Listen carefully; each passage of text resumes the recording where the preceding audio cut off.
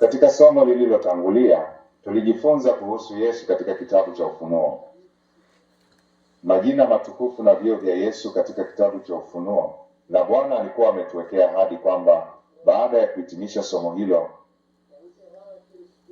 tungekuwa tunampenda Bwana Yesu zaidi.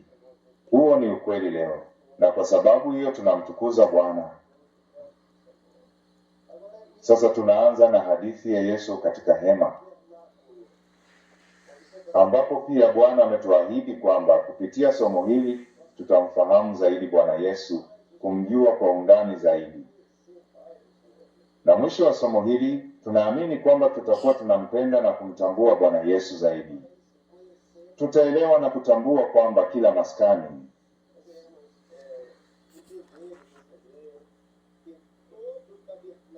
kuendelea watoto wetu.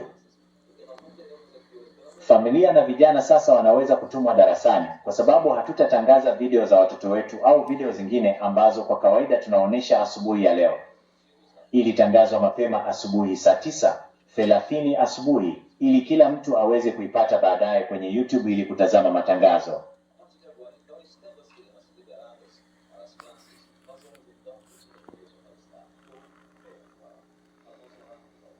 Kuanzia sasa, watoto wakiwa wameachiliwa kwenye madarasa yao, tutawaomba waumini kusimama ili tuombe kwa Mungu wetu. Popote ulipo, hata kama uko mahali pengine, sasa unaweza kushiriki katika maombi haya kwa Mungu wetu. Sasa tuko mtandaoni kupitia satellite na pia tunatiririsha kupitia YouTube. Tumuombe Mungu wetu.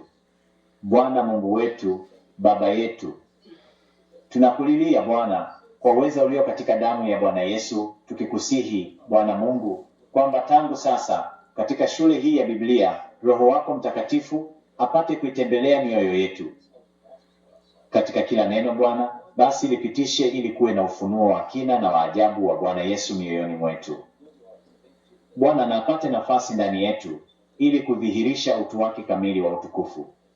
Ubarikiwe Mwokozi wetu mpendwa Bwana Yesu kwa kujifunza neno lako, maana tunabariki na kulitukuza jina lako katika jina la Bwana Yesu. Amina. Amina. Amina. Kila mtu anaweza kuketi makanisani, anaweza kuketi. Tunasalimia makanisa yote.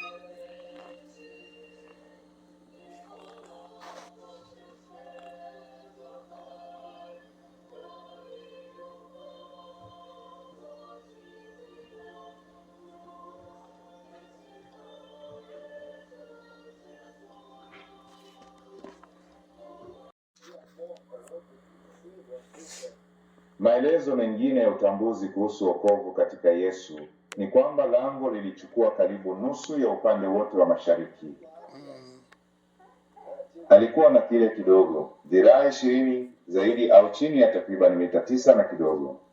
Hiyo ni pale, mlango moja, mahali ambapo kila mtu angeweza kwenda.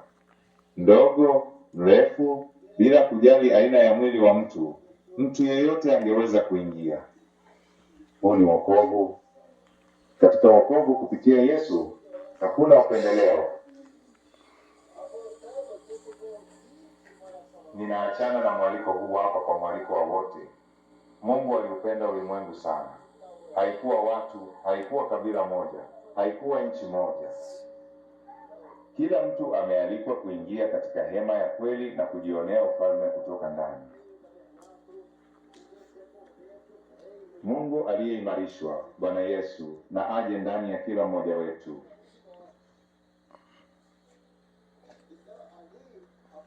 Kwa hiyo hapo ilielekeza kwenye mwaliko ambao Yesu alitoa kwa mwanamume huyo. Nyinyi nyote, chukua niweke. ninyi msumbukao na kulemewa na mizigo, nami nitawapumzisha.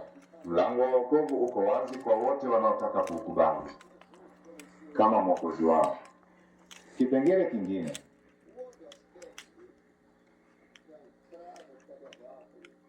kwamba mlango wa mafundisho ni namba 1 ya mlango. Kama nilivyosema tayari, ilikuwa imefunikwa. Ulikuwa ukitengeneza pazia la rangi 4 hivyo.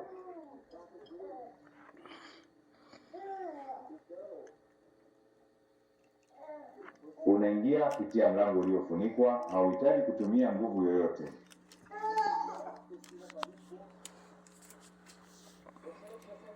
Huna haja ya kuwa na nguvu, unahitaji kufanya jitihada bila kujizuia, unafikia mwanga. Songa mbele, maana wokovu hauji kwa nguvu, si kwa na. Wokovu si mwanadamu, si kwa matendo ya wanadamu. Wokovu sio tu kwa wenye nguvu. Wokovu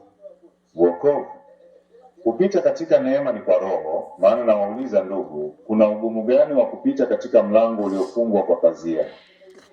Ni nini kigumu? Ni rahisi. Ni rahisi kumkubali Yesu.